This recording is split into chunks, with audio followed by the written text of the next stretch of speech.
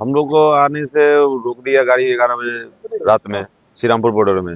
और हम बोले सर क्या हुआ, तो बोला सुबह साहब आएगा। साहब आने के बाद आया 10 बजे साहब लोग, तो थाना से चालान ले आकर के बोला 4,000 रुपया लगेगा, 4,000 रुपया दीजिएगा तब गाड़ी जाएगा। हमने दिया 4,000 रुपया। गाड़ी मछली गाड़ी का और प्लाईवुड गाड़ी का, लोहा गाड़ी का और अलकतरा गाड़ी का, ये सब पे 4,000 रुपया दादागिरी ले रहे हैं वहाँ पे। আমাৰ জাগিৰ শুকান মাছ বজাৰত বহিৰাজ্যৰ পৰা মাল আহে।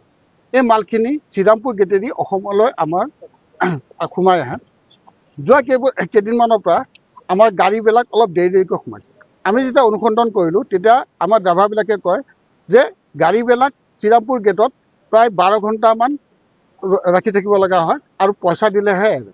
বোলে কোনে পইচা লৈছে? তেতিয়া ক'লে যে গাড়ীবিলাক ৰখাই পুলিচে, তাৰপিছত আমাৰ চালানখিনি যোনবিলাক আমাৰ যাতায়াত কৰিবৰ কাৰণে যি কাগজ আহে এই কাগজখিনি পুলিচে লৈ যায়। তাৰপিছত কেইটামান তাৰে স্থানীয় ল'ৰা কি আমি ক'ব নোৱাৰোঁ, তাৰ কিছুমান ল'ৰাই তেওঁলোকক কয় যে পইচা দিলেহে আমি এৰি দিম, যাবলৈ দিম। তাৰপিছত 12 ঘণ্টা 13 ঘণ্টা ৰখাৰ পিছত যেতিয়া হেৰি কয় তেতিয়া কয় যে 4,200 টকা, 4,000 টকা, তেনেকুৱা 4,000 বা 4,200 টকা দিলেহে গাড়ীখন এৰে।